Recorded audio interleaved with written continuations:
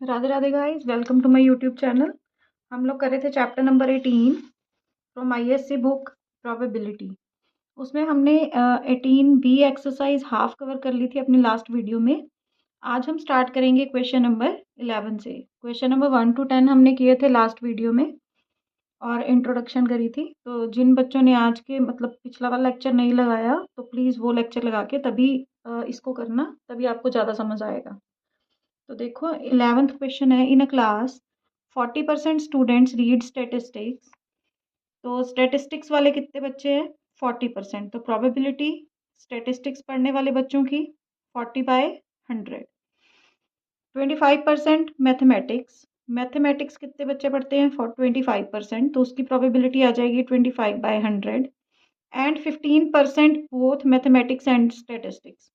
तो probability of statistics and mathematics is equal to कितने बच्चे हैं? 15%। तो आपको क्या फाइंड करना है? One student is selected at random, find the probability that. Find the probability वाले को आपने क्या लेट करना होता है? ए इवेंट, है ना। तो ए इवेंट लेट कर लो। किसको लेट करोगे? Find the probability that he reads statistics, that he reads statistics, stats. ठीक है, तो ये आपका ए हो गया। इसकी प्रोबेबिलिटी आपने फाइंड करी हुई है, ऐसे भी लेट कर सकते हो, आपकी मर्जी है। ए की प्रोबेबिलिटी आपने 40/100, क्योंकि स्टैटिस्टिक्स की प्रोबेबिलिटी कितनी थी? 40/100। इट इज नोन दैट, दूसरी सिचुएशन क्या है? It is known that he read mathematics. तो बी इवेंट आपका क्या हो गया? He reads math. तो उसकी प्रोबेबिलिटी आपने फाइंड करी हुई है, कितनी है? 25/100। ए इंटरसेक्शन बी बोथ, तो उसकी प्रोबेबिलिटी भी आपने फाइंड कर रखी है 15/100। तो अब आपको क्या फाइंड करना है? Probability of A by B, probability of A intersection B by probability of B. Intersection है 15/100, बी की है 25/100। तो आपके पास आ गया 15/25, 5 3 5 5 ये आ गया आपका 3/5। ये था आपका part number 1। Let us move to part number 2, that he reads, find the probability that he reads mathematics. अब उल्टा हो गया क्वेश्चन। अब ए इवेंट आपने किसको लेना है? That he reads maths. तो उसकी प्रोबेबिलिटी आपको पता है 25/100 है मैथ्स की। और बी इवेंट किसको लेना है फिर? It is known that he reads statistics, he reads stats. तो उसकी प्रोबेबिलिटी स्टैटिस्टिक्स की है 40/100। इंटरसेक्शन आपका सेम ही है, बोथ मैथ एंड स्टैटिस्टिक्स। तो probability of A intersection B आपको पता है 15/100। अब आपको फिर से probability of A by B निकालना है। तो आपके पास आ जाएगा A intersection B by probability of B, that is equal to probability of A intersection B 15/100 by B की है 40/100। 100 से 100 कैंसिल हो गया, 15/40, 5 3 5 8 3/8 आ गया आंसर। अब देखो इसमें भी कर सकते थे, इसमें बस अगर आपको ये वाले मेथड से करना है, आपको पता है बी ए है ना, तो बी मैथ है, ए। अब आपको क्या करना था? बी बाय ए फाइंड कर लेते, तब भी आपका आंसर सेम आता। ठीक है, दोनों तरह से कर सकते हो, जैसे मर्जी कर लेना। Let us move to question number 12। In a certain school 20% students failed in English. तो देखो probability of students that failed in English, English में फेल बच्चों की प्रोबेबिलिटी है 20/100। Probability 15% students failed in mathematics, तो मैथ्स में फेल बच्चों की प्रोबेबिलिटी है 10/100। Failed in both and, sorry मैंने मिस्टेक कर दी ना, 20% जो बच्चे हैं वो इंग्लिश में फेल हैं, 15% जो फेल हैं वो मैथ्स में है, और दोनों में जो फेल हैं वो हैं 10%। अब आपको क्या निकालना है? Student is selected at random that if he failed in English, what is the probability that he also fails in mathematics. What is the probability, इसको आपने ए इवेंट लेना है, एम वाले को ए लेना है, तो ये आपका आ गया फेल्ड इन मैथ। मैंने एम एम ही लिख दिया है क्योंकि यहाँ पे हमने एम यूज़ किया है, फेल्ड इन मैथ। तो प्रोबेबिलिटी ऑफ मैथ कितना आ जाएगा 15/100, इसको फर्स्ट वाला ले लो, ठीक है। और दूसरा दिया हुआ है student is selected at random if he failed in English, English में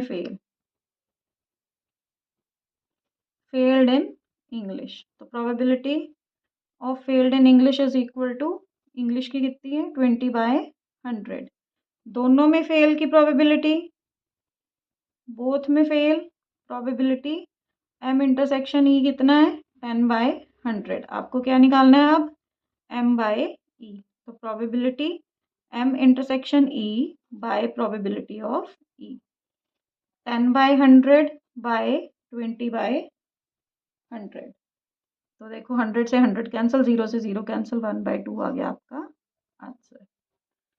इजी है क्वेश्चंस, फॉर्मूला अच्छे से आना चाहिए आपको। नेक्स्ट है देखो, one card is drawn from a well shuffled pack of 52 cards if E is the event। अब इन्होंने इवेंट बना के दिए हैं, E इवेंट है, the card drawn is a king or an ace, king or an ace, और का मतलब होता है यूनियन, मतलब किंग वाले भी लेने हैं और एस वाले भी लेने हैं। तो किंग कितने होते हैं टोटल, किंग होते हैं 13, एस होते हैं 4,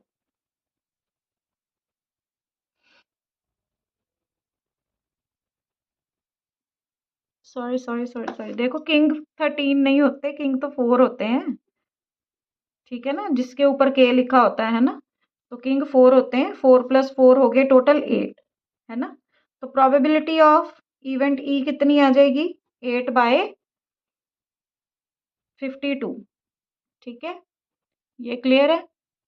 उसके बाद देखो एफ इवेंट क्या है, एफ इवेंट है, F is the event the card drawn is in S, अब एस होना चाहिए और अ जैक।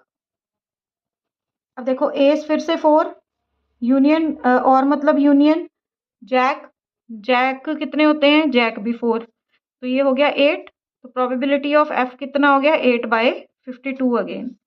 अब इंटरसेक्शन देखो क्या है दोनों का, एस इसमें भी है, एस इसमें भी है, तो इंटरसेक्शन में क्या आएंगे एस वाले प्लेइंग कार्ड्स, एस कितने होते हैं 4, तो probability of E intersection F कितना आ जाएगा 4/52। अब आपको फाइंड क्या करना है ई बाय एफ, तो probability of E intersection F by probability of F, intersection है 4/52/8/52, दैट इज इक्वल टू, देखो 52 से 52 कैंसिल हो गया, 4/8 दैट इज इक्वल टू 1/2। ये आ गया आपका आंसर, ये था आपका क्वेश्चन नंबर 13। यहाँ मुझे मिस्टेक मतलब मेरी गलती है, तो मुझे लगा था यहाँ के मतलब स्पेड है, मेरे माइंड में स्पेड चल रहा था, तो किंग 4 ही होते हैं, ठीक है। तो देखो question number 14, 2 coins are tossed once, एक बार 2 कॉइन्स को गिराया, तो सैंपल स्पेस क्या हो जाएगा HH, HT, TH और TT, ये आपको आता ही होगा, ये 9th 10th में भी आपने किया हुआ है, ठीक है। देखो 2 कॉइन है ना, तो एक दोनों पे हेड आ सकता है, पहले वाले पे हेड आ सकता है, फिर टेल आ सकता है, फिर पहले वाले पे हेड या दूसरे पे टेल, ऐसा होता है, ठीक है।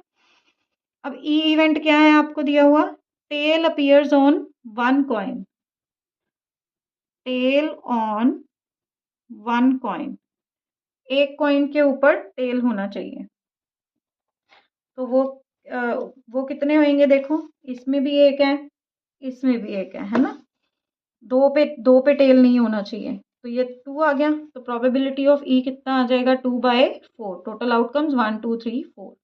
एफ इवेंट क्या है, 1 coin shows head, 1 coin shows head, तो वो कितने हैं, वो भी 2 ही हैं, 2/4, सॉरी 2 आ जाएंगे, और प्रोबेबिलिटी ऑफ एफ कितनी आ जाएगी 2/4।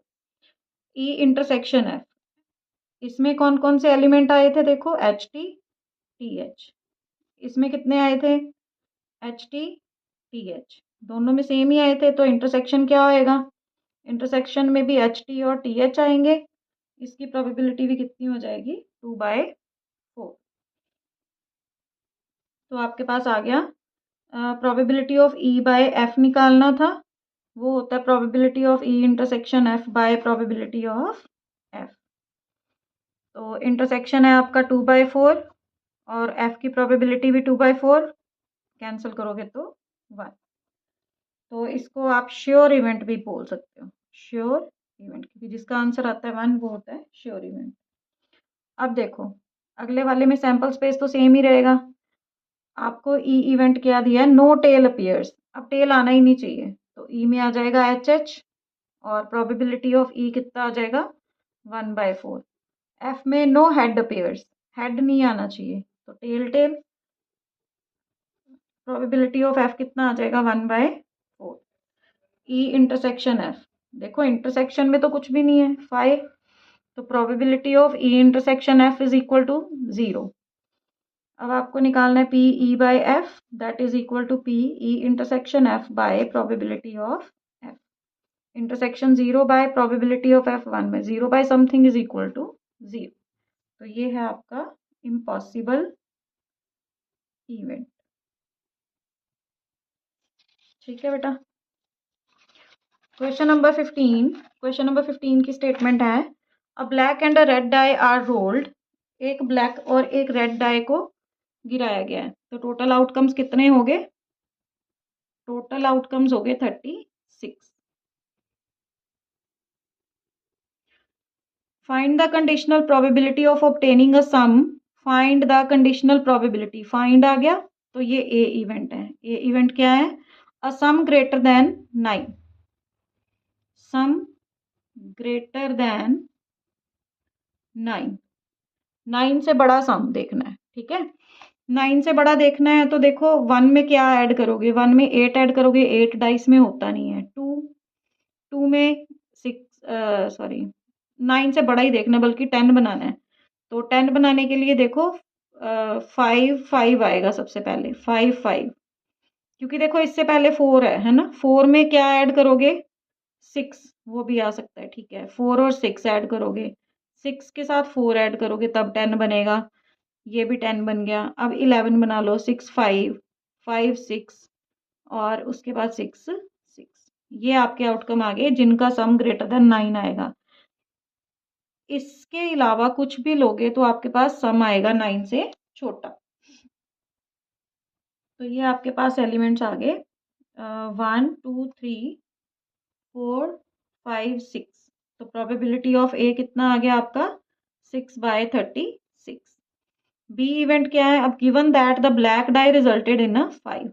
अब देखो ब्लैक पहले लिखा हुआ है तो हम समझ लेते हैं कि पहले ब्लैक को ही गिराया गया है। ठीक है, तो पहले वाले पे 5 आना चाहिए, तो 5 1 5 2 5 3 5 4 5 5 एंड 5 6, ये आ गया। अब इंटरसेक्शन देखो ए इंटरसेक्शन बी। अब देखो 5 में जिनका सम 9 से बड़ा होगा बस वही लेने हैं, 5 5 और 5 6, तो 5 5 5 6, ये आ गया आपका इंटरसेक्शन। इसकी प्रोबेबिलिटी 2/36, बी की प्रोबेबिलिटी कितनी आ जाएगी 2 4 6, 6/36। अब probability of A by B find करना है, कंडीशनल प्रोबेबिलिटी बोला इन्होंने, तो probability of A intersection B by probability of B. Intersection आया 2/36, बी की प्रोबेबिलिटी है 6/36, तो 36 से 36 तो कैंसिल हो गया, 2/6 दैट इज इक्वल टू 1/3। ये आ गया आपका आंसर। इसका सेकंड पार्ट है find the conditional probability of obtaining a sum 8। अब सम आना चाहिए 8, पर्टिकुलरली 8 ही आना चाहिए। तो ई इवेंट, अच्छा फाइंड द कंडीशनल प्रोबेबिलिटी लिख दिया तो इसका मतलब है ए इवेंट है ये। सम इज इक्वल टू कितना आना चाहिए 8। 8 सम वाले देखो 1 में 7 ऐड करोगे तब 8 बनेगा, लेकिन 7 डाइस में होता नहीं है। 2 6 6 2 3 5 5 3 4 4, ये इतने ही आएंगे। तो प्रोबेबिलिटी ऑफ ए कितना आ गया आपका 5/36। सॉरी बी इवेंट क्या है देखो, given that the red die resulted in a number less than 4। अब रेड डाई सेकंड है, अब यहाँ पे कहते हैं 4 से छोटा नंबर आना चाहिए, फर्स्ट वाले पे कुछ भी आ सकता है, 4 से छोटा नंबर, इसका मतलब है कि यहाँ कुछ भी आ सकता है, यहाँ 1 आए, 2 आए, ऐसे। तो पहले 1 1 वाली लाइन, 1 1 2 1 1 1 2 1 3, 4 से छोटा बोला है तो 4 भी नहीं लेना, ठीक है। उसके बाद 2 1 2 2 2 3 3 1 3 2 3 3 4 1 4 2 4 3 5 1 5 2 5 3 और 6 1 6 2 6 3। कितने एलिमेंट्स हो गए अब ये हो गए टोटल आपके 6 3 ज़ा 18 एलिमेंट्स। तो प्रोबेबिलिटी ऑफ बी कितना आ जाएगा आपका 18/36। Probability of A intersection B, common कितने एलिमेंट्स हैं देखो, आपने क्या चेक करना है, बस यहाँ पे आपका 4 से लेस नंबर होना चाहिए, 1 2, बस 2 ही एलिमेंट हैं आपके, तो 2/36 आ जाएगा, ठीक है। अब probability of A by B find करना है, तो probability of A intersection B by probability of B, intersection है आपका 2/36, बी की प्रोबेबिलिटी है 18/36, 1/9 आ गया आपका आंसर। ये था आपका question number 15। Let us move to question number 16। 16 की स्टेटमेंट है, given that two numbers appearing on throwing two dice, अब फिर से 2 डाइस ही गिराए गए हैं, आर डिफरेंट, गिवन दैट, ये गिवन है तो ये एफ इवेंट है आपका। Find the probability of events, अब फाइंड वाला हम पहले लेते हैं, इसको ए इवेंट ले लो। Find the probability of the event, the sum of the numbers on the dice is 4, the sum of the numbers on the dice is 4, particularly 4 ही आना चाहिए। तो 4 सम आएगा, देखो 1 में 3 को ऐड करोगे, 2 में 2 को ऐड करोगे, 3 में 1 को, उसके बाद 4 आ ही नहीं सकता। तो प्रोबेबिलिटी ऑफ ए कितना आ गया आपका 3/36। बी इवेंट क्या है, गिवन दैट वाला, given that the two numbers appearing on throwing two dice are different, different होने चाहिए, इसका मतलब है कि आपको 1 1 2 2 3 3 4 4 5 5 6 6 नहीं लेने, तो वो कितने हो गए, 6 एलिमेंट्स हो गए, तो इसका मतलब है आपको 30 एलिमेंट्स लेने हैं, 36 टोटल है, तो 36 माइनस 6 हो गए, कितने हो गए 30। तो प्रोबेबिलिटी ऑफ बी कितना आ जाएगा 30/36। अब इंटरसेक्शन देखना है, इंटरसेक्शन मतलब कॉमन एलिमेंट, कॉमन एलिमेंट क्या आएगा 1 3 और 3 1 ही आएगा बस, क्योंकि देखो डिफरेंट देखने हैं, डिफरेंट, कॉमन एलिमेंट तो छोड़ने ही थे, 3 1, ये आपका आ गया 2/36। तो probability of A by B find करना है, फॉर्मूला लगा दो, probability of A intersection B by probability of B, intersection है 2/36, प्रोबेबिलिटी ऑफ बी है 30/36, तो ये आ गया 1/15, ये आ गया आपका आंसर। नेक्स्ट है देखो, मदर फादर एंड सन, 3 जन है, mother father and son line up at random for a family picture. अब फैमिली पिक्चर के लिए खड़े होना है उन्होंने, तो सैंपल स्पेस में देखो पहले तो क्या क्या आ जाएगा, हो सकता है कि मदर फादर और सन ऐसे खड़े हो जाएं, फादर सेंटर में, तो फादर को सेंटर में अभी रखो, पॉसिबल आउटकम लिख लो जितने हो सकते हैं। अब मदर को सेंटर में रख लो, मदर फादर, या फिर फादर मदर सन हो सकता है। अब फादर को सेंटर में कर लिया, मदर को कर लिया, अब मदर को कर लिया, सन को कर लो, तो या तो हो सकता है कि मदर सन फादर ऐसे ऐसे खड़े हो सकते हैं, या फादर सन मदर ऐसे, टोटल 6 आउटकम्स हो गए।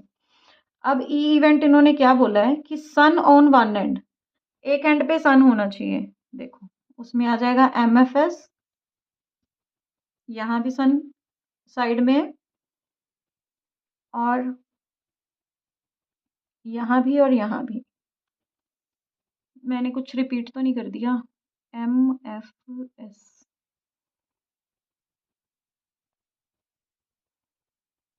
ठीक है।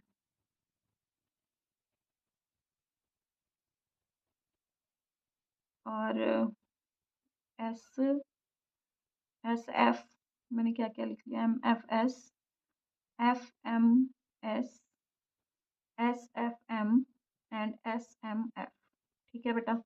ये आ गया आपका 4 आउटकम्स आ गए, तो प्रोबेबिलिटी ऑफ ई कितना आ गया 4/36। एफ इवेंट में क्या है, फादर इन द मिडल। अब फादर मिडल में, तो देखो एम एफ एस या फिर एस एफ एम, दो ही आउटकम होंगे। तो प्रोबेबिलिटी ऑफ एफ कितना आ जाएगा, 2/36। ई इंटरसेक्शन एफ देखना है। अब देखो कॉमन एलिमेंट जिसमें फादर सेंटर में है, यही दो है, तो आपके पास आ गया एम एफ एस या फिर एस एफ एम। इसकी प्रोबेबिलिटी भी कितनी आ गई, 2/36। तो probability of E by F is equal to probability of E intersection F by probability of F. 2/36 by 2/36 that is equal to 1। ये आ गया आपका आंसर। सॉरी सॉरी सॉरी, 36 तो क्या 8 आएगा यहाँ पर, 6 सॉरी, ये देखो 1 2 3 4 5 6 एलिमेंट्स है ना, ओनली 6 आएगा, माई मिस्टेक। ठीक है बेटा, 2/6 बाय 2/6 बनना है, ठीक है। तो ये था आपका question number 17। Let us move to question number 18। Consider the experiment of throwing a die. एक डाई को गिराया गया, कहते हैं अब if a multiple of 3 comes up. अब देखो एक डाइस को गिराने से आपके पास 6 आउटकम्स आ सकते हैं, है ना।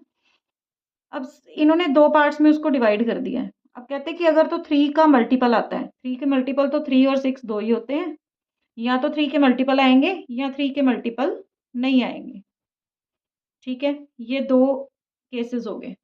अब कहते हैं if a multiple of 3 comes up, throw a die again. अब डाई को दोबारा गिरा दिया। फिर अगर कहते कि मल्टीपल ऑफ 3 आ रहा है तो डाई को दोबारा गिरा दिया, 1 2 3 4 5 6 फिर से आ सकता है।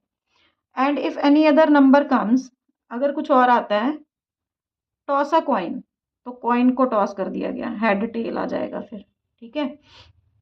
यहाँ से आपके पास कितने आउटकम आ गए, 3 1 3 2 3 3 3 4 3 5 3 6, 3 के साथ सारे, फिर 6 के साथ 6 1 6 2 6 3 6 4 6 5 एंड 6 6।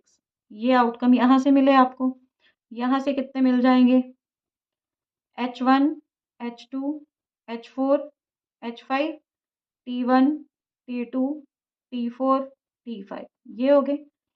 अब सैंपल स्पेस में क्या आ जाएगा, ये सारे एलिमेंट्स आपके पास आ गया, 3 1 3 2 3 3 3 4 3 5 3 6 6 1 6 2 6 3 6 4 6 5 6 6 and H1 H2 H4 H5 T1 T2 T4 T5। कितने हो गए टोटल आउटकम्स, कितने हो गए, 12 यहाँ 8 यहाँ, 20 आउटकम्स टोटल हो गए, ठीक है। उसके बाद देखो इन्होंने पूछा क्या है, find the conditional probability. Find the बोल दिया, इसका मतलब ए इवेंट यही है। Event the coin shows a tail, coin पर टेल आना चाहिए, तो इसमें ये वाले एलिमेंट आ जाएंगे, T1 T2 T3 T4, ये 4 एलिमेंट आ गए। तो प्रोबेबिलिटी ऑफ ए कितनी आ जाएगी, 4/20। बी इवेंट क्या है, shows a tail given that at least 1 die shows a 3। कम से कम एक के ऊपर तो 3 आना ही चाहिए, तो ये वाली लाइन पूरी आ जाएगी और ये आएगा एक, ठीक है। तो आपके पास आएगा 3 1 3 2 3 3 3 4 3 5 3 6 और 6 3। देखो ये लाइन पूरी और यहाँ भी 3 आ रहा है, ठीक है। तो अब इसकी प्रोबेबिलिटी कितनी हो जाएगी, 7/20। इंटरसेक्शन ए इंटरसेक्शन बी में कितने एलिमेंट आ जाएंगे, कुछ भी नहीं, 5, 0 एलिमेंट आएगा, सॉरी कुछ भी है, कुछ भी नहीं आएगा, तो यहाँ 5। तो probability of A intersection B कितना हो जाएगा, 0। Probability of A by B निकालना है अब आपको। Probability of A intersection B by probability of B, that is equal to 0/7/20। 0 answer आ गया आपका, ठीक है। इम्पॉसिबल इवेंट है ये। Let us move to question number 19। अब देखो क्वेश्चन नंबर 19 जो है वो आपका MCQ है। 1 ticket is selected at random from 50 tickets. 50 tickets हैं, 0 से स्टार्ट हो रही हैं, 49 तक हैं। Then the probability that the sum of the digits on the, find the probability. यहाँ पे आ गया प्रोबेबिलिटी फाइंड करनी है तो ए इवेंट आ जाएगा आपका। Digits on the selected ticket is sum, उनका सम होना चाहिए 8। अब देखो 0 8 हो सकता है, 1 7 17 हो सकता है, इनका सम बनना चाहिए 8। 2 6 26 हो सकता है, 35 हो सकता है, 44 हो सकता है, उसके बाद नहीं हो सकता क्योंकि 50s वाली लाइन ही नहीं है आपके पास। तो प्रोबेबिलिटी ऑफ ए कितना आ जाएगा, 5/50 है आपके पास टोटल, है ना, 5/50। उसके बाद बी, बी में देखो क्या है, given that the product of these digits is 0, 0 product आना चाहिए तो 0 0 आ जाएगा, 0 1 0 2 0 3 0 4 0 5 0 6 0 7 0 8 0 9, फिर 10 20 30 40, इतने एलिमेंट्स आ जाएंगे क्योंकि 0 इंटू समथिंग 0 ही होएगा। तो ये आ गया आपके पास 10 एलिमेंट यहाँ तक हो गए, प्लस 4 14, तो प्रोबेबिलिटी ऑफ बी कितना आ गया, 14/36।